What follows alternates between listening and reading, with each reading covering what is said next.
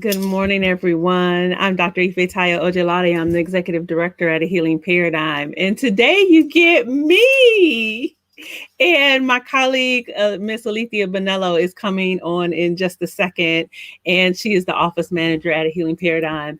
So, what we thought we would do today is something that is a little bit different. We decided that we would answer your questions because people ask me all kinds of questions all the time about psychology in general, about mental health, about Black psychology or African centered psychology specifically. So I wanted to be able to create a space to be able to answer some of those questions. And I know that some people actually send us questions in ahead of time. So I'm going to answer those questions, but then hopefully you'll jump on and we'll have other people that will ask questions throughout this process and we'll be able to answer your questions. Before we jump into that, though, I want to tell you about some exciting things that are happening at A Healing Paradigm. One of the things that most of you know, you probably hear me talk about it. If you are a mental health professional, then you can get continuing education credit for watching our live streams. And one of the things that I'm really excited to announce is that we just got approval to be able to offer continuing education credit to mental health professionals, specifically psychologists right now, but we are working on the other mental health professionals that if you miss the live stream, then that's okay. You can still get continuing education credit by going to our website. I will put the link in there and you'll be able to watch the video and you'll do some little after work, some work afterwards. And then we can also offer you continuing education that way. So never worry about it. If you miss a live stream, then you'll be able to do that.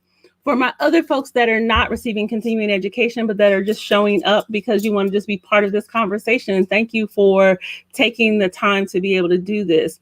This was an idea of mine that really started from some of the work that we were doing at A Healing Paradigm and has transformed to a virtual platform so we can reach more people. At A Healing Paradigm, we were doing a series called the Soul Food series. And in that series, what I really wanted to do is be able to take mental health concepts and specifically have those mental health concepts talked about in a way where the entire public could be able to hear the discussion and show up at A Healing Paradigm. And so those happened in person and we talked about all kinds of things. And so in this virtual environment, what I realized is we had this opportunity to be able to talk to people more and really engage people around these mental health topics, specifically with an interest in African American mental health. And so that is all that we are doing. So we will continue that process of talking about African American mental health. And so, in addition to having all of those continuing education workshops that we have for therapists, don't worry if you're not a therapist. And hey, I see some people that are here. So, welcome. Say hi so I know who you are. Even if you're not a therapist, that is okay. You can still participate in workshops. We do all kinds of community workshops. In fact, we have a couple that are coming up that I wanted to tell you about. We have in November, first Thursday in November, I believe it is November 4th. I'm going to look in just a second to be able to tell you for sure. On November 5th. On Thursday, November 5th at 10 a.m., we will have a series that is specifically focused on being able to make ancestral connections. So that one is ancestral connections. And we will talk about how do you use ancestral connections for breaking dysfunctional patterns of behavior. Now, I know y'all are not like me. Y'all all got healthy families out there. So you guys don't have any dysfunction in your family. You haven't had that experience, I know.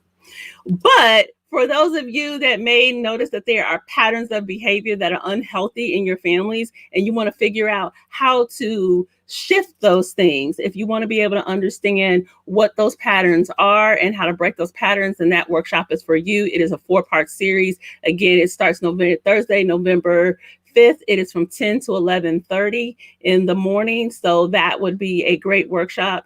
Hey, sis, how you doing? I am going to add my colleague now because I see that she is here in the background. Hey, Sister Alethea. Hi, good afternoon. How are you? I'm well. Thank you. You're looking all professional. Got the nice chocolate wall behind you and everything. So Alethea is actually sitting in my office. I'm at home in my home office. She's in the distant office. And so you guys get to see my chocolate wall. So again, so Alethea, I was just telling everybody a little bit about the workshops that we have coming up. So again, if you're interested in that series of ancestral healing, I invite you to sign up for that workshop. I only take a limited number of people in that workshop, and let me tell you the reason why. In that particular workshop, what we do is we walk through how to find your ancestors. So we do give you concrete information on being able to find your ancestors through records. So even if you think that you can't find them, you would be surprised. And Alethea could probably tell you a little bit about that, because you've actually sat through one of my workshops. I have. Yes, it was very helpful. Gave a lot of great information. Really appreciate, as you said, concrete resources to be able to help me personally to be able to go back, look at the genealogy records, and to be able to trace some information. So I really appreciated being in that workshop. And the good thing for you is that your folks are from the Caribbean. So sometimes people think, well, my folks are not from the US, they're from the Caribbean. I get that question all the time, and they think that they can't find records. But we'll talk about some ways that you can probably find records, even if your people are not from the United States, particularly in the Caribbean. I think you would be surprised. So we'll talk about concretely how you find your ancestors. We'll talk about being able to recognize those patterns of unhealthy behaviors. We'll talk concretely about being able to break those patterns of behavior. And then I have a special treat in this particular series is I have two of my colleagues that are coming, to mediums. So they are different types of mediums. So I have one colleague who is an ancestral medium. Her name is Efunyemi, and Efunyemi is able to focus on how do you connect from a spiritual perspective with your ancestors. And so she will come and she will do one of the workshops. And then I have another one of my colleagues. So you all may have seen her because I've done several interviews with her, Zawadi Powell. Zawadi is a clairaudient medium, and she is able to connect with the spirit world in a way that is very powerful. And Zawadi will come and she will be she will walk with the spirit of my elder Mahawa, who is a Buffalo woman. So she is a First Nations woman, and she will come and discuss the importance of being able to connect with your ancestors. So I think that will be a very powerful experience. Last thing I want to tell everybody about is a workshop that I'm really excited about us being able to do. My colleague, Dr. Corey Claiborne, and I will be doing a workshop on Friday, December 5th. That one will not be live streamed. It will be a private workshop. And we will talk about using the narratives of enslaved African women and looking at those narratives in order for us to be able to understand how we can understand their experience and heal our own experiences by looking at the narratives of enslaved African women. So again, you can do that one for continuing education. If you're not a therapist, not a problem. You can still participate in that workshop. I will put the link up so you can register for those workshops. I would love to be able to see you in either one of those workshops. So that's enough of that piece. I want to jump in. And so again, we're going to be answering questions today. So if you have questions, I see some people are online. If you have questions, and I want you to put them in the chat. This is all about you, all about being able to answer questions regarding mental health, all about answering questions that relate to African-centered or Black psychology. I do have to do a little disclaimer because, there's still all the Western stuff that we have. Because I am a licensed psychologist, I do need to make it clear that in this process, I am just doing this for informational purposes. So we have a disclaimer on our website, and we have it also on social media. So if you jump on here and I'm telling information just in general. I am not talking about specific people that I have worked with, and I can't be your psychologist, and nor can I give you specific information. So I want you to connect with your own mental health professionals in order to be able to figure out what is good for you. So that being said, we're going to jump in. I have some questions here. Alethea, do you have questions on your end of things that maybe people have asked you before, because you're kind of new to mental health? So are there things that people have asked you before where you're like, I wonder how psychologists handle that? Well, I think the most obvious one is I've become a mental health advocate now, being in this space. Mm-hmm. And when I see things from someone and I say, you know what, would you mind me offering a suggestion of counseling, or would you be interested in going to counseling? I don't need that. Or, there's a stigma that, one, you look weak when you go, if you ask for help or go to counseling, and two, they're concerned that something really might be wrong and they may need to be medicated.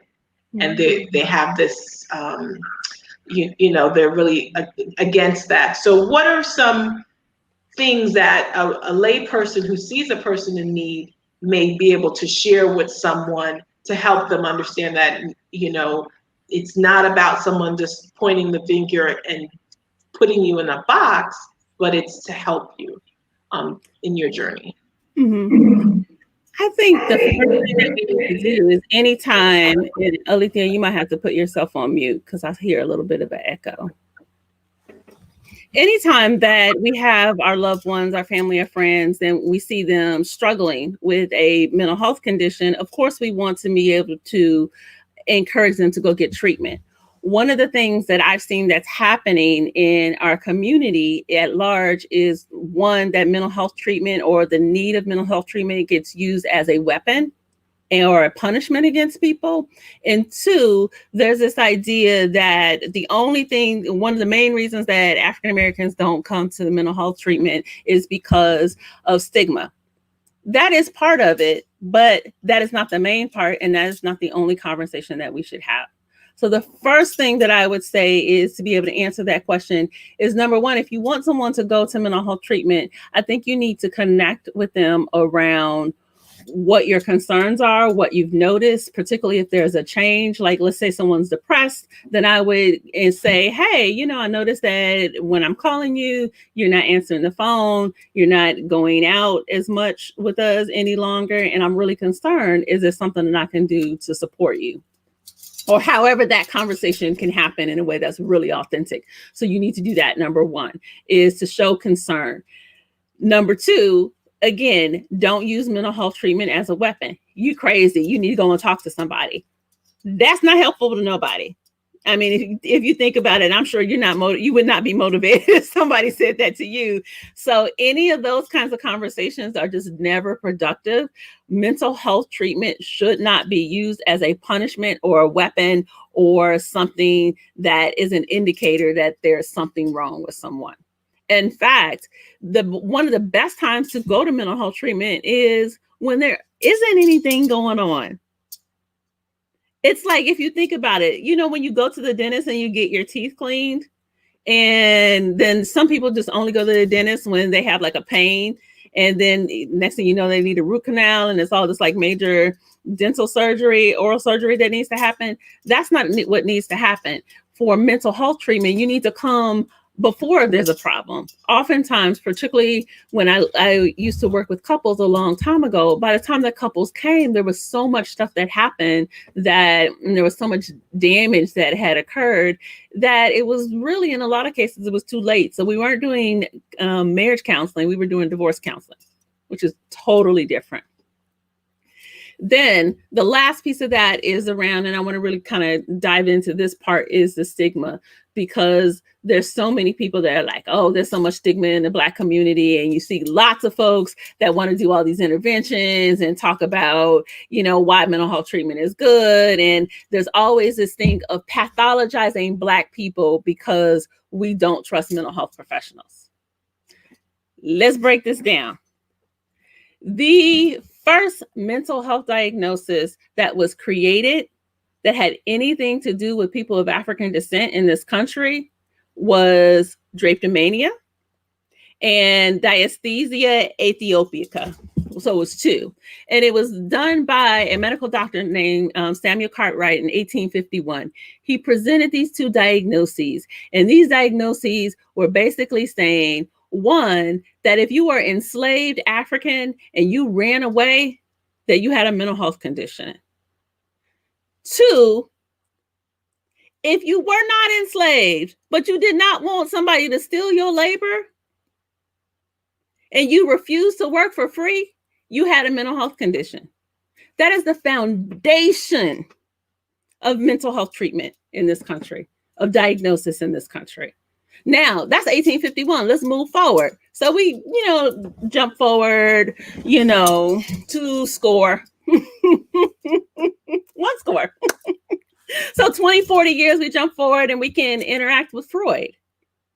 So I hope you don't think most people have heard of Sigmund Freud. You've heard of Sigmund Freud, right? Sigmund Freud didn't have no love for Black people. And in fact, if you want to go back, if you go back to our workshop that we did with Dr. Help me, in August, at the end of August. Thank you. Our elder, Dr. Wade Nobles, he talks specifically about Freud's comments about Black people. He did not like Black people. Then if you look at, lots of people love Carl Jung because they talk about the collective unconscious and archetypes and all this stuff, kind of like this alternative health. So anybody that is into like Orisha or deities or anything that's alternative, talking about from a spiritual connection, they love Jung. Jung, one, was the lead psychologist for the Nazi Party. So you need to be clear about, yes, ma'am. Yes, ma'am. He was a lead psychologist for the Nazi Party. So we always need to be clear about who we are following. Because Hitler, who hated Freud because Freud was Jewish, Hitler ran Freud out of Vienna. So they fled to England. And Carl Jung and Freud were very close. And then they fell out. And then Jung becomes the lead psychologist for the Nazi Party. That's sincere. Yeah, and his comments about Black people aren't good. So when we begin to understand the history of Western psychology, whether that be the overall global history of Western psychology or the history of Western psychology in this country, it has been harmful to Black people. And I'm telling you historical stuff, like foundational stuff, but we can move that up to today. We can move that up to today, the things that you and I have to deal with. The fact that we deal with insurance companies, and those insurance companies will tell us that we can medicate Black children on Medicaid, but we can't do psychological testing to figure out what's their actual diagnosis first. They're okay with giving Black children medicine to alter their brain before they will pay for psychological testing. So we know what is really going on with the children.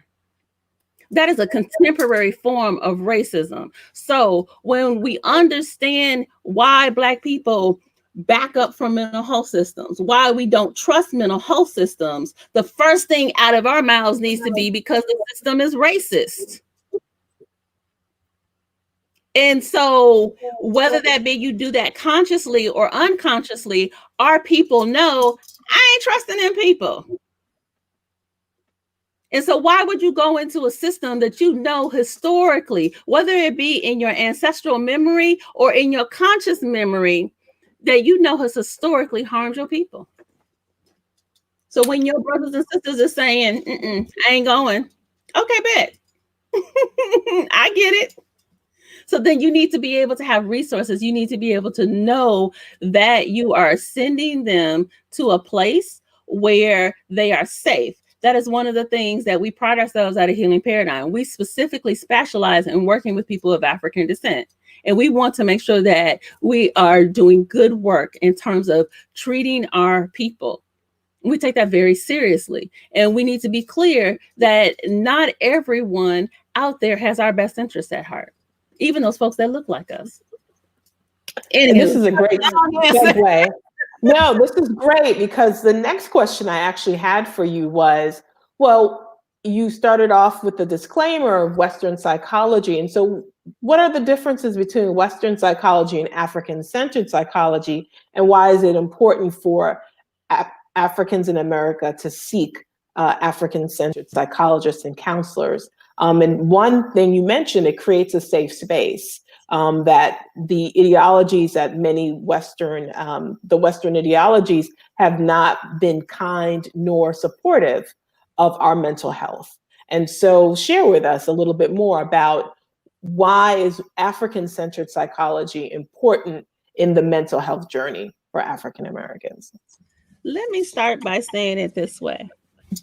If you had a kitten at home, little kitten at home, and that kitten still needed to be nursed,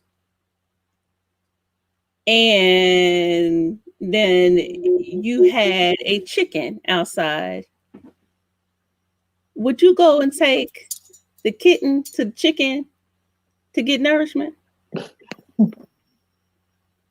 No, ma'am.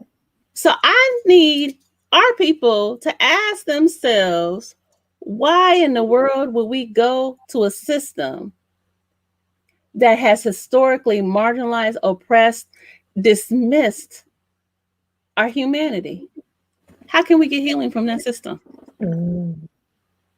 So when we talk about Western psychology, again, we're talking about the foundations of, we got to look at the founders. We got to look at Wundt. So for my brothers and sisters that are on here that are listening, then I want y'all to think about that. So if you're taking a class in Western psychology, you got to look at all of those folks. They're predominantly, when you look at the history of psychology, what you're Western psychology, you're looking at the history of white men. These are the progenitors of the folks, the 51% of the folks that their descendants are voting for Trump. Why would you let them decide how to treat your mental health? That doesn't make any sense. So what we know about psychology, what we know about mental health, is that mental health is a system like any other, like a healthcare system, a dental system, any kind of system, a veterinary system. All systems are created within communities. All systems. Mental health systems are created in communities. Every single community has a way of treating mental health. Your people are from Jamaica. When you get a stomach ache, what y'all do for a stomach ache? Oh, a little mint tea, ginger tea.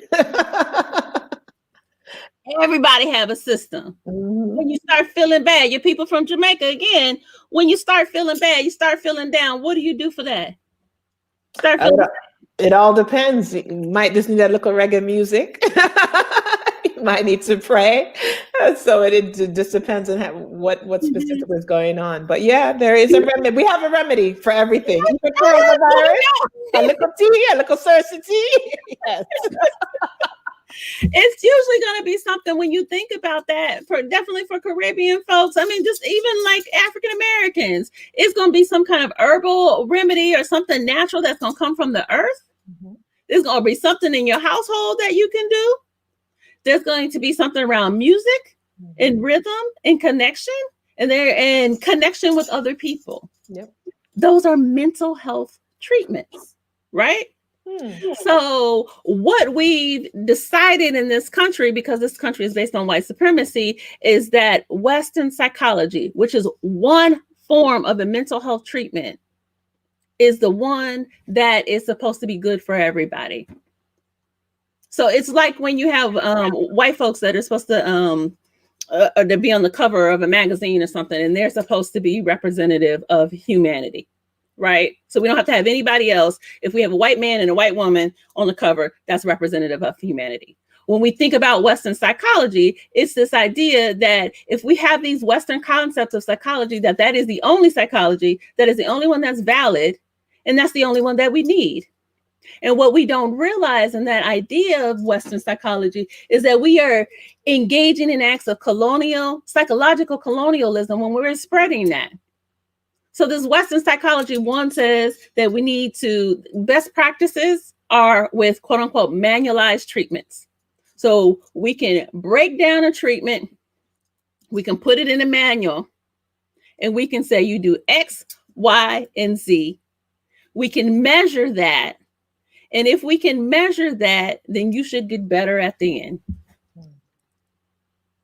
Western psychology says that you should do your psychology, like the predominant form, the preferred form of psychology is going to be individual therapy. Now, you may have family, you may have couples, you may have group therapy, but the predominant focus is on the individual. Western psychology is fragmented. It looks at psychology as its individual entity, not connected with physical and spiritual health. And that's very different. Reflecting back on your question about if you're not feeling well, what do you do? Sometimes for me, I have to just go out into the earth, take my shoes off and walk in the grass and just feel connected, or be around a body of water. So that you can't do in a counseling session in the office. So, yeah. No, yeah. But we know that there's a lot of research about walking in the forest or walking among the trees, because we know that the trees are living. We know when we get in the ocean that there's a lot of negative ions. Well, we know that the beach sand, that's nothing but crystals. That's quartz crystals, right? So that's charged. You got the salt in the water is negative ions. So it's got all these healing properties that our people understand. So Western psychology is this idea of something that comes from the history of Europeans. And there's nothing wrong with that. If you're a person of European ancestry, then I think you should engage in the ways of your ancestors. African-centered psychology says something different. The first idea of African-centered psychology, and I love the definition that the Association of Black Psychologists has on their website, because what they talk about is this idea of it's the illumination of the human spirit. Ashe. I mean, like, we could really just stop right there, right? Yeah. To recognize that each one of us is a spiritual being. And if I recognize that I am a spiritual being, and the work that I am doing in terms of healing work, I am not simply dealing with the physical body, the flesh and bones and muscles of the person that is sitting in front of me. I need to help them in a holistic fashion be able to illuminate their spirit. And if I can do that, if we can do that illumination of the person's spirit, then they can really have healing. And you can't do that through any kind of manualized treatment. You just can't. So for me, go ahead. No, I said that's interesting. So for me, when I look at African-centered psychology, one of the things that, push yourself. Sometimes we get a little bit of feedback. When we're looking at this idea of African-centered psychology, what I'm looking at is not only do I know this intervention? So my specialty is trauma. So I need to be able to recognize what's in front of me. Is this person manifesting symptoms of PTSD or post-traumatic stress disorder? So I need to be able to understand that. But when I understand that, the symptoms a person is experiencing, Western psychology is just going to attempt to reduce the symptoms. With African-centered psychology, I understand, particularly for people of African descent, that we've experienced a soul wound. If we can borrow from our First Nations ancestors, my First Nations ancestors, is this idea of a soul wound is something that is so deep and so harmful and so transgenerational. It has shifted your soul. So post-traumatic stress disorder is a result of traumatic experiences that have happened. And oftentimes for people of African ancestry, we're dealing not only with the global traumatic experiences like we're experiencing right now, but we may have individual trauma that we're experiencing. So I cannot just simply treat those symptoms, the anger, the inability to sleep, the depression. Those things are important to treat, but I also have to recognize that this has been an assault on someone's soul. That's totally different. So in particular, because we are all dealing with this global pandemic, this global trauma, if you will, and a very prolonged trauma,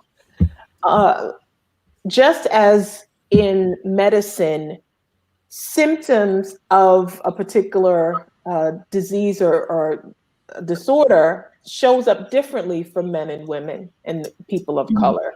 So talk to us a little bit about suicide and depression? And are there symptoms that may look differently for people of African descent than others?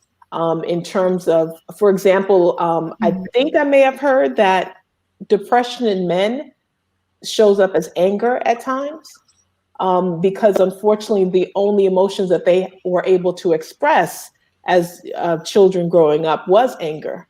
And so instead of being able to express sadness or the pain, it manifests as angry outbursts. So is that correct? Or is that something? Tell us a little bit more about that. Got it. And I'm going to answer that question. And we have a question. I have some questions that people sent in. And for those of you that are watching, if you just joined us, welcome. If you have questions, we're just answering your questions today. Alethea is throwing out questions and we're just going to answer questions. So feel free to put them in the chat. I'm happy to answer your questions. In terms of depression, yes. I'm going to answer this question by doing it from a more broad perspective and not just talking about people of African descent. What we know, and these are broad strokes. So you're going to see, we're all individuals. So you're going to see different things for different people. So you can see gender differences and you will see ethnic differences in terms of depression. What happens is overall in our society from a gendered perspective and a binary gendered perspective, male and female, which has been this kind of historical oppressive system that has occurred in the United States. What we know is this idea that women are allowed to experience and express more emotion than men. Men have like happy and angry, and that's it. But when we add that, so we always got to do like this intersectional. I love our sister Kimberly Crenshaw's work, and she talks about that idea of intersectionality. So we can't just say, men and women. We can't get into that conversation because that conversation becomes really problematic. Because what we know is not only is it just about, if you're thinking about binary concepts of gender, but you always got to think about ethnicity. Some people say this concept of race, which we know is made up. We've got to think about socioeconomic status. You have to think about sexual identity. There's so many pieces of this puzzle that you have to be able to put together. So what we know is that the stereotype of Black men is that they show up as angry. But I can't tell you the number of brothers that I have worked with that have been severely depressed to the point of feeling suicidal that don't show up as angry. They show up as silent or anxious. And particularly, let me add an extra thing in there. You have to look at another intersection as height. If you have a Black man, and we add another one, see, it's just coming and coming and coming, and skin color. If you have a Black man that is 6'2", that is nice and fine and chocolate, then sometimes what we see is our brothers will try to compensate for the fact that in this racist society, people are scared of them. And so they don't want to fit into this idea that they're angry. And so by attempting to not fit into that, you will see them become more and more silent and really hold a lot of sadness and anger. And that is one of the signs of depression, and it can really become concerning that people don't pay attention to. Another one is that when we look at our sisters, what we can see is we all know the stereotype of the angry Black woman. People love to throw that one around. There's another aspect of silent Black women, of anxious, of ones that are chronically, I looked at, I don't know if you saw this. I was looking at a video the other day with Lisa Ray and her sister Debrat. Did you see this? I didn't see it, no. You heard about it though? Yeah. Okay, so I hadn't heard anything. I didn't know that they were siblings. So y'all just call me the old lady. Did not know that. Did not know. I was like very surprised. And so I looked at the whole video of the exchange. So if y'all haven't seen this on YouTube, where they hadn't spoke in quite a while, there was there's some family something that happened between them, and it was Lisa Ray's birthday. She was on a live stream with, they call it with the Queens, and the brat came to say happy birthday. Lisa Ray was not having it. She was angry. And it was really interesting to look at that, because that is kind of one of the first ideas that people think, is that we're just angry all the time, that we're cursing, that we're loud, these stereotypes. Mm-hmm. And people will focus on that piece. And what I also saw underneath all of that was Lisa Ray was extremely hurt, extremely wounded. So they didn't go into the details of what happened, but you could see that there was a long history of wounding. And on the other end of that, the brat, who is a grown woman in her 40s, showed up with like a little girl. Mm. And was largely silent in the way that she was silent and anxious in the way that she was dealing with the situation. And so it is important to recognize that, yes, as African Americans, we're going to show up differently, and based on gender. Like I said, you can have height, skin color. I mean, there are all these factors that are going to come into play. And like I said, I wanted to make that a little bit broader when we look at other women. So we might think of South Asian women. We may think of them as stereotypically silent. And like when they get depressed, they're just going to be more silent. Go on with that stereotype if you want. And then you'll be surprised when there's this woman who has this explosive anger. All kinds of ways that depression is going to show up. And then to answer your question about suicide, what I do know is that the rates among our community are going up. Historically, there's been these stereotypes which have been so untrue, that our people do not commit suicide. It is not true. And what we see now is that the trend is going up. Now, I'm not talking about suspicious things when you remember there was somebody about Piedmont Park and that he had come in. I'm not talking about things that like, this don't sound right. I'm talking about legitimate experiences of people becoming suicidal. One of the things that we know, and particularly in this time, and I said this to a reporter after Trayvon Martin was murdered. I said that, no, it wasn't Trayvon Martin. It was Michael Brown. And I was telling her, she's very shocked by me saying this. And I said, one of the things that you need to realize is if you keep having people live in a system where there is phenomenal injustice and people know that there's not going to be any justice, they are going to get more and more depressed and they are going to spiral out of control. And she was calling me after the Michael Brown situation, and then there were these two cops that were shot, and I was like saying to her, in that situation, it's like people are spiraling out of control. And when people don't feel like they have support, when they don't feel like they are heard and they have a place, an outlet for their emotions, then we see people becoming more depressed, more angry. And then, yes, you do have a higher rate of people contemplating, but not necessarily completing suicide, but definitely contemplating it. Definitely. Thank you. I know you said you had some other questions. I do. Let me read it. Okay. So there's one that came in. This says from, I think the sister's name is Kanika Lynn. I'm not going to claim that I need some glasses. I went to the optometrist and the optometrist says, well, she started the sentence by saying, women our age. So this question is by Kanika Lynn, and she says, I'm in the process of obtaining my license, and I would like my clinical lens to focus on African spirituality and alternative practices. Where can I get more training in integration techniques? I take my exam this month. She must be talking about her licensing exam. and have often struggled with traditional European modalities, often to the point of not wanting to be clinical. Still, the healing is necessary, especially for African Americans.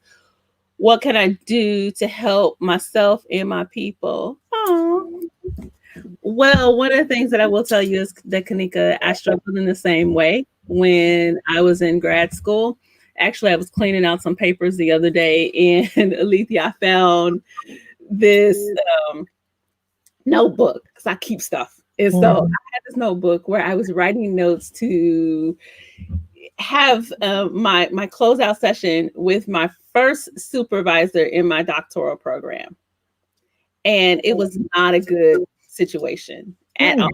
He was biracial, and he had, there was lots of projection that was going on. I was super hardcore, you know, African, like had my head wrapped, African clothes every day. I'm coming in with this African, you know, power to the people. And that's not what he was expecting. And it was really interesting because like Kanika, I was writing writing down my thoughts so I could get myself together as I get ready to go on supervision. And one of the things that I was saying is I want to work with African Americans. I came to this program because my interest is the healing of my people, and I feel like I'm being penalized for that. Wow. Yeah. And what I know on this journey is that you have to just keep pushing. There is no place other than FAMU in a master's program. There's no place in the country where you can go get a degree that's going to focus on African-centered psychology, so you can be able to understand these concepts, other than my alma mater, Florida A&M University, even though I wasn't in the psychology department. So if what you have to do is focus on getting the information yourself. I would say the Association of Black Psychologists, even if you're not a psychologist, they definitely accept people who are not psychologists. That's a good place to get really your feet wet. That's where I started out, is going to workshops, listening to people. People were definitely talk about, hey, people were talking about African-centered psychology, African spirituality, and I was sitting there listening, and there's licensed folks, and I was like, oh, that's how you talk about it. That's how you do it. And so I would just go to these workshops all the time. Every year I was going into ABSI. That's the number one thing. The number two thing I would say is that you have to read on your own. Your oppressor is not, let me repeat, not interested in pointing you in the right direction of the healing of you and your people. Not gonna happen. Not gonna happen. And so what you have to do, be clear about, Kanika, is you have to be clear about your own idea of what you need to do for your people. And that means that you need to get in the literature. You need to have read all of the stuff that's foundational in African-centered psychology. And actually, I'm going to remember to do this. I'm going to put a reading list that's up on our website. So you'll be able to, at the end, I'll put the link in and you can go to our website and get the link. And I have this list, a reading list of books in African-centered psychology. Go and read everything on that list. The other thing is when you go to professional conferences, like I said, Association of Black Psychologists is definitely a good place to start. Then find someone, if you're at a master's level, maybe you can find a mentor, or you might be able to find someone to be able to do supervision for you, and they can do clinical supervision and talk about these concepts. I know my colleague in New York, Dr. Ma'at Lewis, and she takes consultees. She definitely will do consultation with folks, and her focus is on integrating spirit from an African-centered psychology perspective. And she consults with people all the time in doing that work. So there are definitely people that are out there that will help you along the journey. That is that's Kanika's question. I want to check in with folks. Do y'all have any questions? I see people listening to everything. While y'all are thinking, you can certainly put it in the chat. I have another question. This question often comes up for me because, again, I specialize in trauma recovery. And when people hear the word trauma, they are always like, well, what is trauma? What does that mean specifically? So let me turn the tables for a second.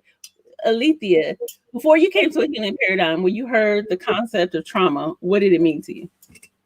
It sounded like a medical term. You know, when you hear blunt force trauma or some physical action that cause pain, cause lingering issues within the body itself is what I consider trauma. Mm-hmm. Okay, and now that you've been at a healing paradigm, what do you know about trauma? Oh my goodness. Put me on the spot. Oh boy.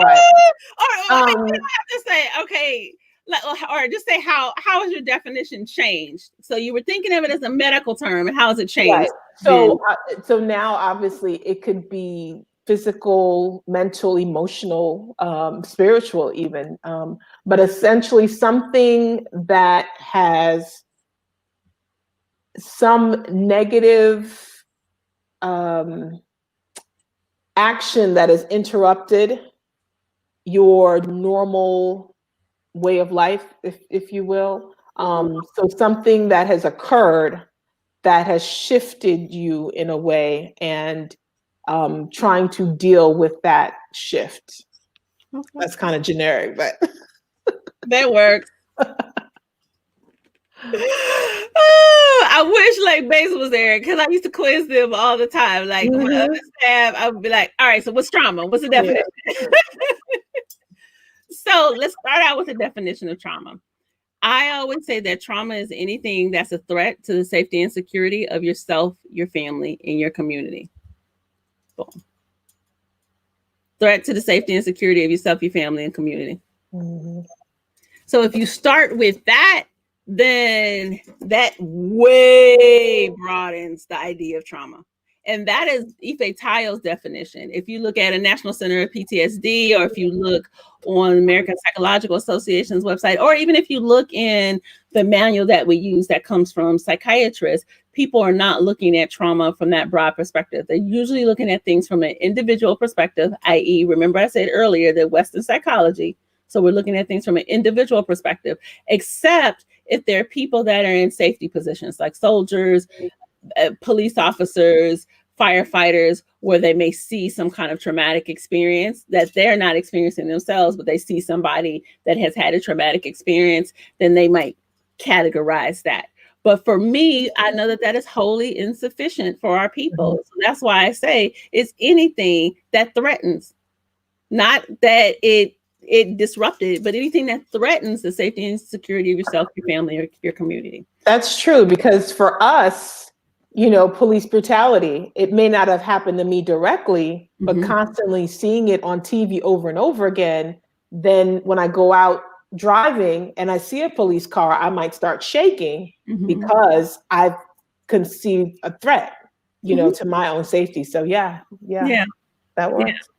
And when we think about that, we can go back historically. What we know is whether our folks are in Jamaica or Guyana or in the United States, our ancestors didn't come here for the most part. Our ancestors did not come here on cruise ships. So we know that there was a transatlantic trade in human beings, that it was a traumatic experience. And we know that there are ongoing effects of that traumatic experience. Some people may call it the Ma'afa, because they're looking at the transatlantic trade in human beings, the Arab trade in human beings, and just the whole process of colonialism that has disrupted the lives in the community, the collective community of people throughout the African diaspora. So that's one way to look at it. But then we also have things like rape. I was talking to a colleague earlier, and we were trying to figure out a case and what was going on with this particular case. And one of the things that people often miss, and I see this sometimes with the certain parents that I work with that may miss something like this, is one of the things that he pointed out was, he said, well, this child is in the 8th grade and has moved 9 times. That's traumatic. Yeah. It threatens your safety and security. So there are all kinds of things. We think about domestic violence. We think about rape. We may think about someone going to war, but when you have a global pandemic that has killed over 210,000 people at this point. That is a traumatic experience. When in you America, in a million. In America. Yes, thank you. Thank you. When your employer is telling you that you have to come to work or you will lose your job, so you have to go and risk your life in order to eat, that is a traumatic experience. When you have to, and I'm not going to say nothing else but this one little piece, when you have to watch or even be aware of, even if you don't watch it, be aware that someone that is displaying sociopathic tendencies is running the country that you live in, that is a traumatic experience. So there are a lot of things that are the part of the everyday experience of people of African ancestry that cause trauma. The other one that I like to point out, because a lot of times people miss this one too, is when you have parents that have a mental illness, or you've been raised by parents that had any kind of drug addiction. Trauma threatens to the safety and the security.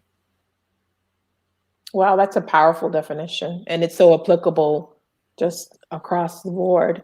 So yeah, so when you say that, many of us can say, wow, well, I have experienced trauma, because we didn't look at it in that way.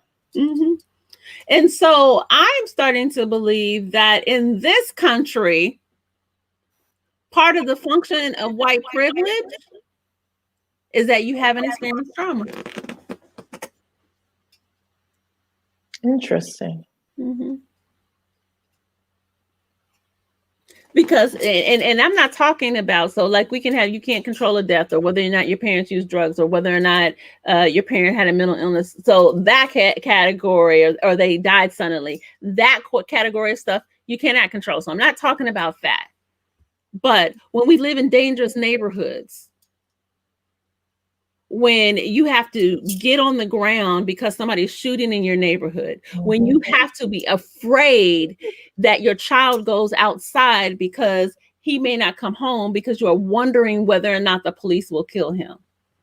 When you have to wonder whether or not, if you lay your behind in the bed, will somebody come in your house and shoot you when your man is trying to defend you, and those people will not go to jail. Those are not the experiences of everybody in this country. Those are the experiences that are specifically of people of African ancestry and First Nations ancestry, because I don't want to dismiss that too, because one of the things that most people do miss is that First Nations people, in terms of per capita, they are the most murdered by the police in this country. And people don't talk about that because there's almost this idea like they don't exist. But we know that they are the most murdered by the police.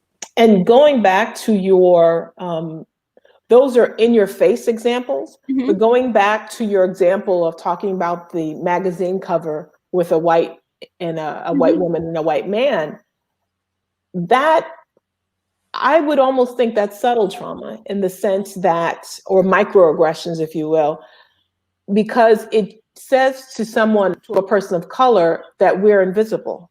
That we don't deserve the honor or opportunity to be on the front cover. And, or when you walk into a school that's poorly funded, that is poorly lit, or you have to go through security, metal detectors, that you are, it says to you that you do not deserve to come into a clean, well-lit, well-funded space, because you don't deserve that. And so how do those subtle messages compound into trauma over a person's lifetime, or just even in their childhood? And I don't know. So we talk about them as microaggressions, and we talk about them as subtle messages, but I don't know that they're subtle. I mean, all of this stuff is systemic. When we think about it, from the magazine cover, from not being able to get Band-Aids that match your skin color, for not being able to get quote unquote nude underwear that look like this skin color, those things are not subtle. When you go to the store, let me ask you something basic. When you go to the store and get you a pair of jeans, do them jeans fit around your waist? No. Is it easy for you to find shoes? Like, can you just go to the store really easy and find shoes? That is not subtle, and we need to stop saying that. When the very existence of our Black bodies are not accepted, even in our own neighborhoods. I can go into the Walmart in my neighborhood. This is the blackest black area, and go into the Walmart, and all you see is white baby dolls. Wow. Yeah. Why I got 90% white baby dolls in a Black neighborhood? That's not subtle. Let's not call that subtle. So when we look at that from a systemic perspective, and I see Calvin's question, Ashe, when we look at that from a systemic perspective, and we understand that, no, we're going to stop saying this stuff is subtle. This stuff is intentional, and it's on purpose because it's designed to devalue you. It's designed to tell you your very existence is not important. Wow. So you can't even go into the store and get some clothes that fit you, some shoes that fit you. You got to do all of these somersaults. And because we've been doing this stuff for so long, there's this assumption that, okay, when we notice the stuff that is subtle, that's the definition of white supremacy. We have gotten so used to it that we're defining it as microaggressions. These are macroaggressions. This is an assault on our humanity. Anywho, sorry, didn't mean to preach. Let me go ahead. Look at this question. Okay, so Calvin put a question in. He said, you've alluded to this, but I just wanted to reiterate. Okay, thank you, Calvin. Calvin, I was going to come with the children. Children and adolescents can be impacted by anxiety, depression, trauma. Sometimes we forget that they may be negatively impacted by everything that's going on. I think that is so true. I had a brother, a colleague of mine last year during the pandemic had come to my house for something and brought his son. And then I had never met his son before. I knew the brother, but I didn't know his son. And he was like, can you talk? He's whispering to me, can you talk to him and, talk to him about just being able to manage being at home? Like, well, I ain't got nothing to say to that child. Besides the fact that I didn't know him, it would just be really awkward. No, I can't tell you. He wanted me to kind of normalize the fact that the child is at home all the time. And he had, they in March weren't going to school anymore. No, parents need to say anxiety, depression, anger, being upset, whatever you got going on.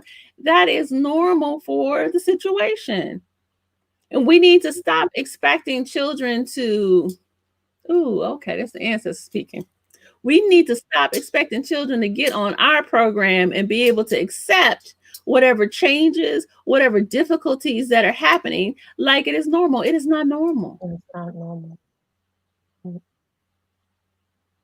Now, I told you I enjoy being at the house.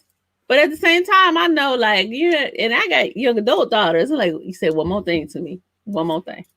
Say one more thing. And I have a lot of skills. I have a lot of coping skills. But everybody is going to be frustrated. So it is important for us to recognize that children should have a voice, and children have the right to be able to express themselves. But we also need to understand that they are going to be impacted. Even them saying, I'm fine, nothing's going on, it's not a problem, then we know it's a problem. Mm-hmm. So thank you for that one, Calvin. Calvin is our school psychologist at a Healing Paradigm. So he's always reminding us, he'll jump in and remind us about the youth. So that's a good one.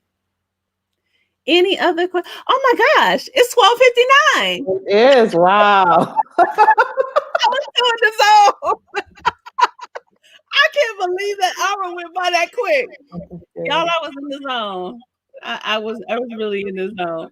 Great information, though. We really appreciate you sharing. I think I think the best thing, that definition of trauma, if you all didn't get anything else, boom. I mean, that answers so many things. So we hope that you take that and you share it with others, share this video. We thank you, Dr. Ojelade, for this, sharing your knowledge with us. Yeah, thank you. I keep saying, so every week we're here. So if you are new and you are not here, just know that every week we are here, and I am actually interviewing other people every week. And one of the things that I realized is that I needed to present myself and let people get to know me. And so I decided I wanted to talk today and to just be able to answer people's questions. For those of you that made a comment or question or sent in questions, thank you so much for doing that. I definitely want to continue this conversation. I think talking about mental health for people of African descent, and I'm talking about that from a global perspective, so not just African Americans or Afro-Caribbeans. We're talking about continental Africans, our brothers and sisters down there in South America, because we know in Brazil is the second largest Black population in the world, and Colombia is the third largest Black population in the world, that we need to continue this conversation, that our healing is a global effort, because the attack on our humanity and our spirit is a global effort. But we will win with the help of our ancestors. Thank y'all for coming. Take care. Thanks, Vicki.